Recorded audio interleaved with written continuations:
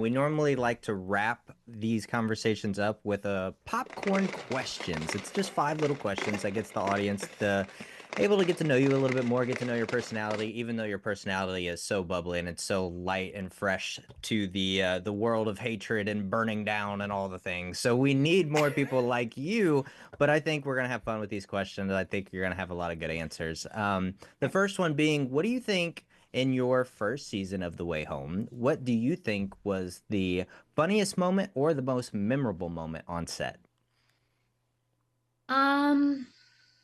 Let me think here.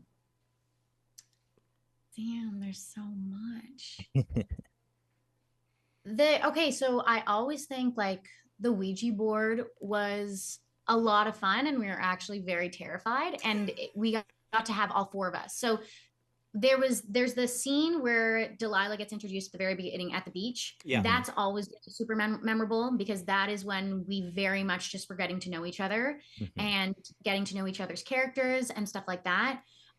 So that's extremely memorable. But I think that the Ouija board was just really fun and really funny, because it's first of all, people were like, oh my God, what if we actually summon a ghost? Like, this is really terrifying. Like, we have to do our research. Like, we don't want this thing to come home with us. Yeah. But then later on, like, kind of just having, someone had to literally speak and be like, okay, wind gusts. And we're all like, what? And so like doing that over and over and over again was just really funny, because now we're just really, really make-believing. Right. Literally. Right there make-believing that we're all these characters in the 70s, and now there's a ghost in our presence, So Yeah, that was really fun. absolutely. Did it ever move on its own at least once at all? Come on, tell us. No. You're not going to share, huh? He's like, no, I ain't bringing it home. We just talked about that at the beginning about not bringing work home, so we don't want to do that one.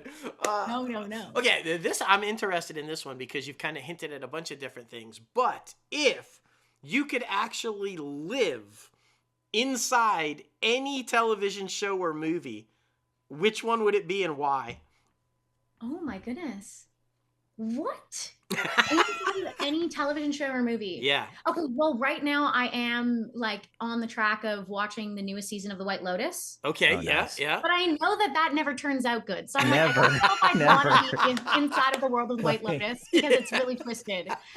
Something else that I always think about, though, when people talk about The Way Home and time travel, is Doctor Who. And I know that's so funny, but I was a huge Doctor Who fan when I was little. I haven't watched it in a really long time, but I think that would be a really cool show to live in real life and be like Doctor Who's companion. Oh, yeah. And be able to see the dialect and like go to different space and like different, you know what I mean? Like different universes and different planets. Yeah. Like, that would be a cool show to be in. It's infinite and endless, I love and that. meeting aliens would be so cool.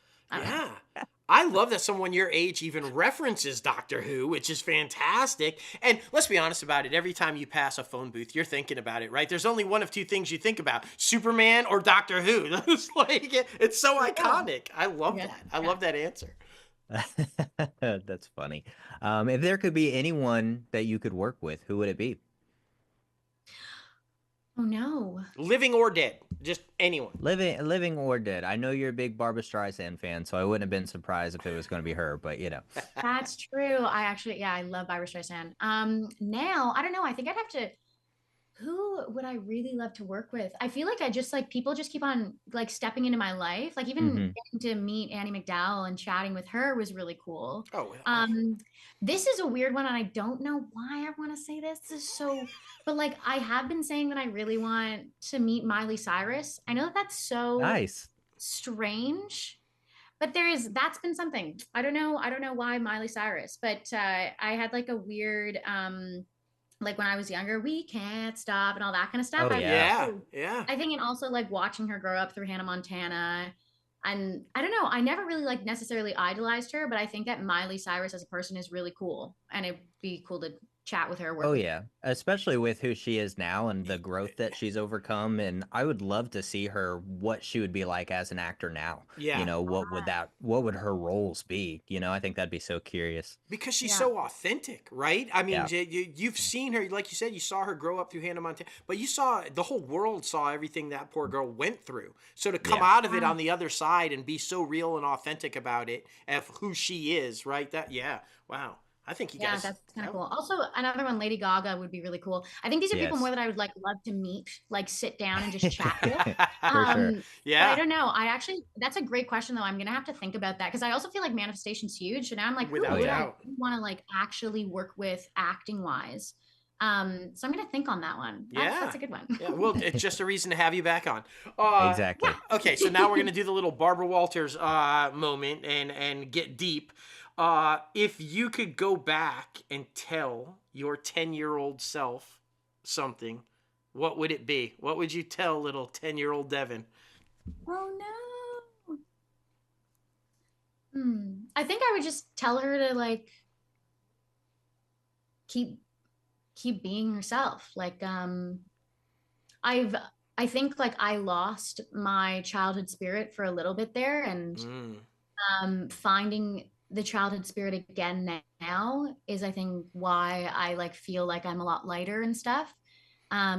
So if anything, like I would say thank you to 10-year-old Devin Mm. because she has always been the core of who I am, and being able to tap into her and her like persistence and her joy and her clarity. Like I think that me at 10 very much was very clear of like I love to do this thing and I'm going to keep on wanting to do it for the rest of my life. And then as you get older, then you get lost in life, really. Yeah. So if anything, I'd say thank you, and I'd say keep going, really. And sometimes you know that little 10-year-old inner child is still a part of you. Sometimes you really do need to revisit the inner child to be an adult, right? I love that. I love that you said that. That's beautiful.